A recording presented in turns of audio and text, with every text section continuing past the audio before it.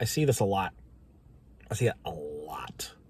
It maybe is the single most dominant idea about how to fix 5th edition that is out there. And explaining why it can never work is difficult. It takes a lot more time than I think a lot of people are willing to not more time than they're willing to listen to, but like it's one of those situations where the counter argument is significantly bigger and longer and more involved than the original argument, and so it feels disproportional. This is the idea that 5th edition D&D can be fixed with one little change, just significantly improved in any way by just changing one little thing, whatever that may be. Give all marshals bonus damage, or an extra attack, or just ramp up extra attacks progression, make it default for all weapons, whatever the individual thing is. Cut caster slots in half. These are simple algorithmic ideas, little changes that could be made to the system. They can be described in a single sentence. And maybe the specifics require a little bit more involved work, but you can understand the concept of them and then implement them into your game. And maybe some of them will even improve the game.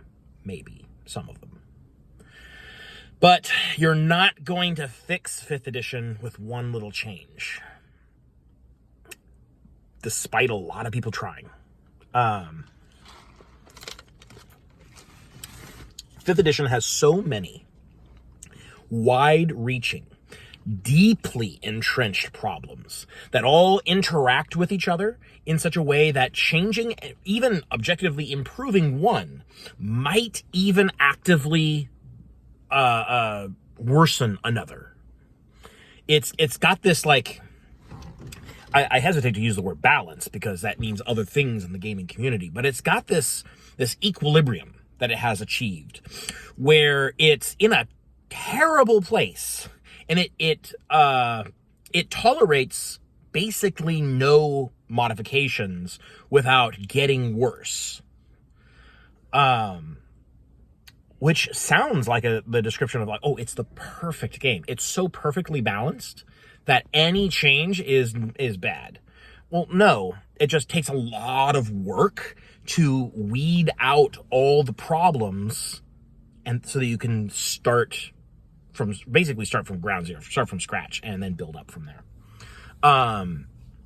This is one of the things that is frustrating when talking about, like, game design and improvements to the core engine of 5th edition. I've heard it said before. I haven't heard this in a while, but I've heard it said before that, like, oh, 5th edition's, like, base engine is good.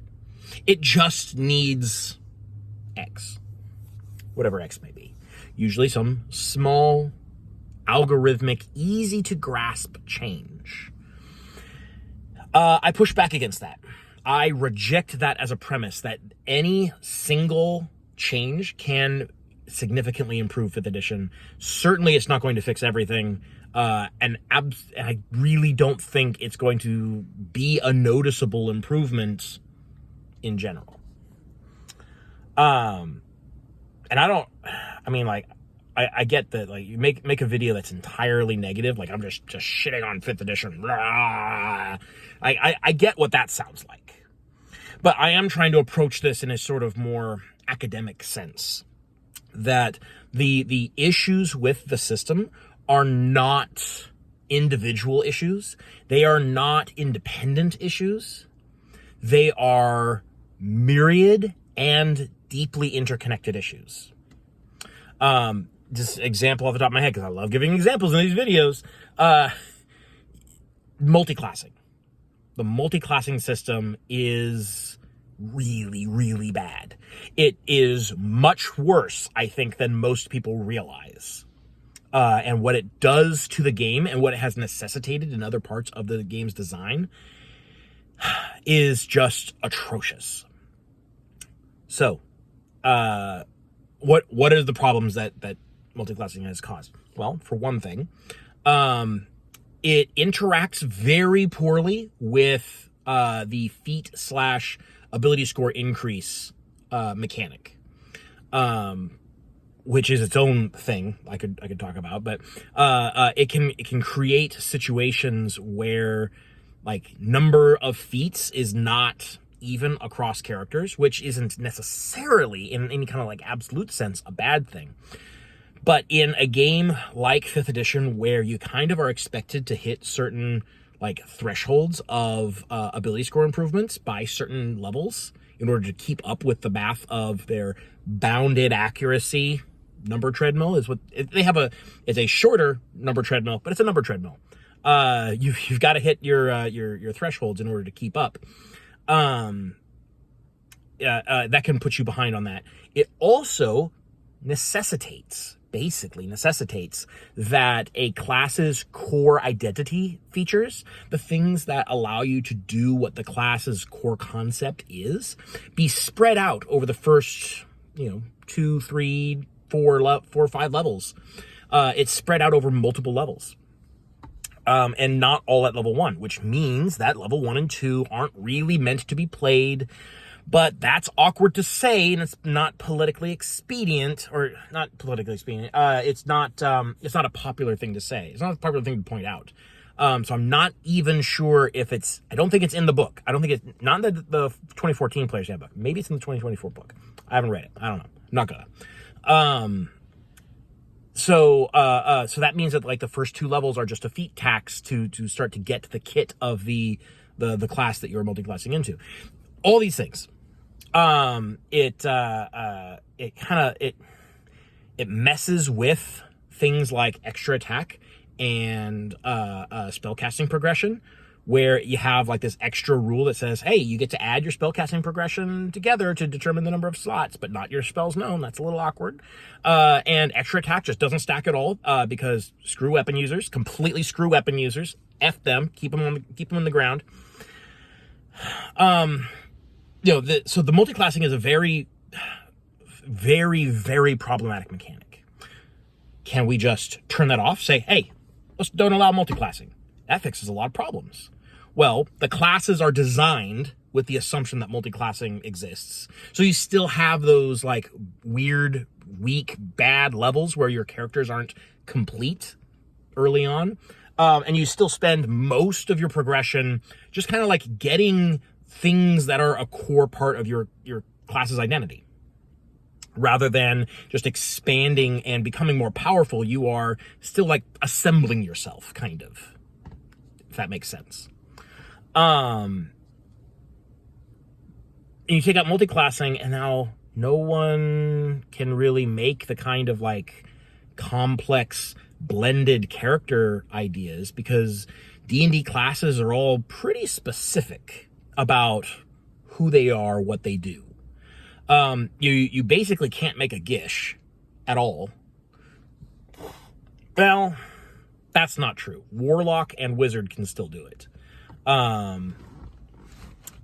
guess there's technically also Eldritch Knight if you want to count that. I usually don't, because 1/3 casting progression is so incredibly weak, it's almost not worth considering. Despite being one of the best fighter subclasses, because you get spells, and spells are the only features that really matter. So like that's an example. Like there's a lot of problems that arise if you just like turn off multiclassing.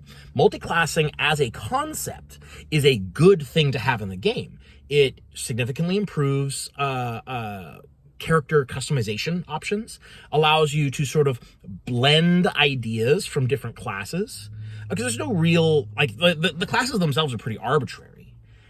You should be able to mix things in from different character classes in order to create whatever your character concept is.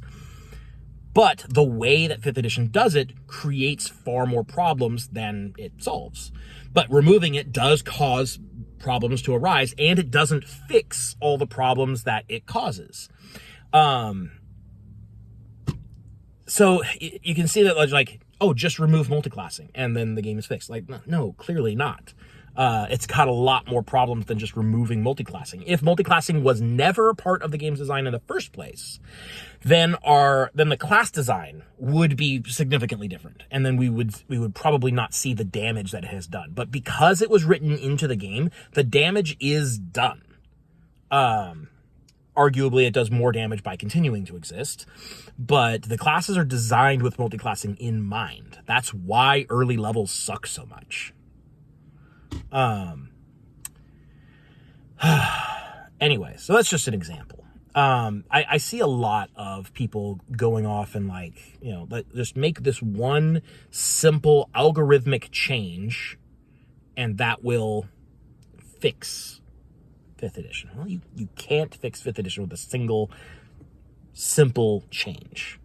Fixing 5th edition requires complete demolition of the engine and rebuilding it from scratch, which is just making a new game. Just make a new game. If you're interested in fixing 5th edition, just write your own new game from scratch, and it will probably be better. Not necessarily. Maybe you suck at game design. I don't know. But I mean, you'd be richer for the experience. I have another video on why you should make your own game, why you should just dive into game design if that's a thing you're interested in. So I don't need to rehash all that here, but yeah. I just wanted to address the idea that a single algorithmic design change could have such wide-reaching effects, which I think is predicated on the assumption that 5th edition is close to good, which is a premise I fully reject, just out of hand.